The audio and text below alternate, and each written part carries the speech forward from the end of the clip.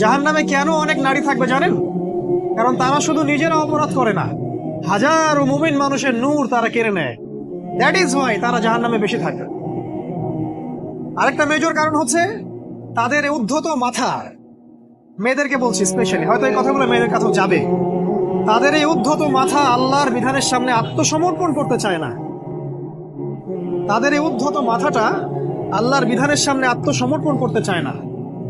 এই কারণে তারা জাহান্নামে বেশি থাকবে। যে কোনো বিধান আল্লাহ তাদের সামনে বলেন, সব মেয়ের কথা বলছি না, ম্যাক্সিমাম বিভিন্ন যুক্তি তারা দিবে।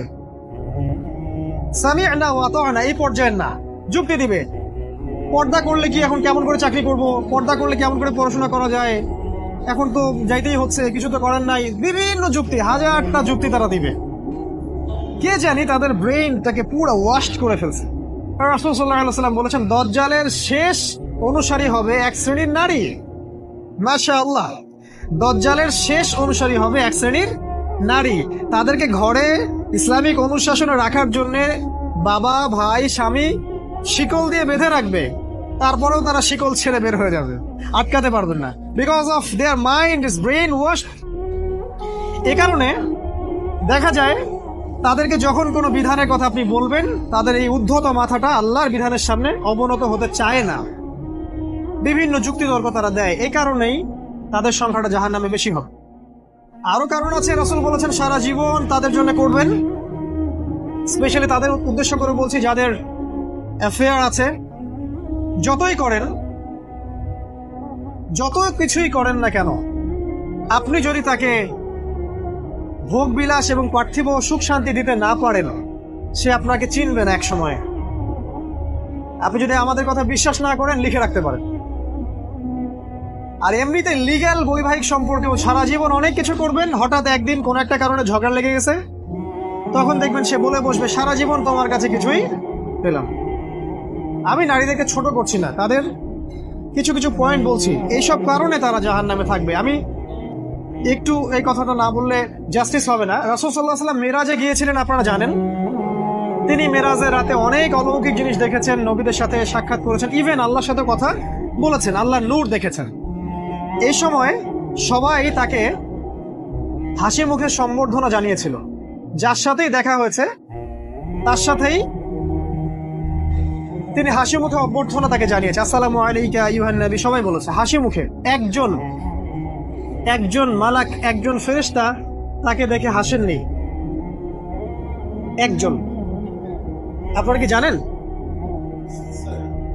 রাসূল সাল্লাল্লাহু আলাইহি ওয়াসাল্লাম অবাক হয়েছিলেন। তিনি বলেছিলেন যে, ইয়া জিবরিল, ওর চেহারাটা এত গম্ভীর কেন, সে আমাকে দেখে হাসছে না কেন, তার মুখে হাসি নাই কেন? জিবরিল আমিন বলেছেন যে তার নাম হচ্ছে মালাক, সরি তার নাম মালিক, তার নাম মালিক, সূরা যুখরুফের মধ্যে আছে, তার নাম মালিক।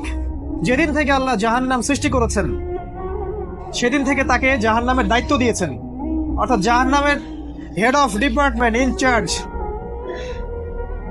সেদিন থেকে তার মুখের হাসি উঠে গেছে। আমরা দোয়া করি আমরা যেন তার সাক্ষাৎ না পাই। তার কাছে পারমিশন নিয়ে রাসূল সাল্লাল্লাহু আলাইহি ওয়াসাল্লাম জাহান্নামের দিকে তাকিয়েছিলেন, ভিতরে দেখেছেন কি আছে। তিনি পরে যা ব্যাখ্যা করেছেন তা হলো, আমি দেখলাম সেখানে খালি মেয়ে আর সেখানে খালি নারী আর নারী। এই হাদিসটা আপনার মাকে বলবেন, আপনার বোনকে বলবেন, আপনার মেয়েকে বলবেন, আপনার স্ত্রীকে বলবেন।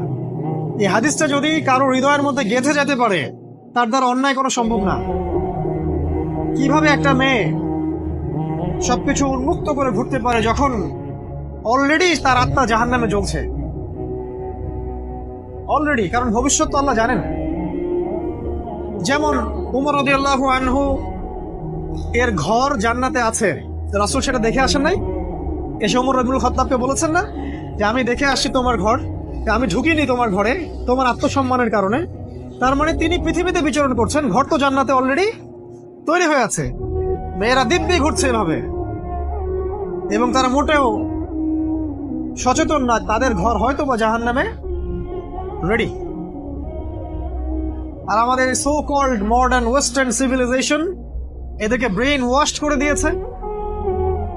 তারা বাজার করছে, তারা নগ্ন হয়ে ঘুরছে, কাপড় পরেও তারা নগ্ন থাকছে, তারা মডেলিং করছে, গান গাচ্ছে, নৃত্য প্রদর্শন করছে, মিডিয়া আসে, তার দেহ লক্ষ লক্ষ কোটি কোটি মানুষ দেখছে।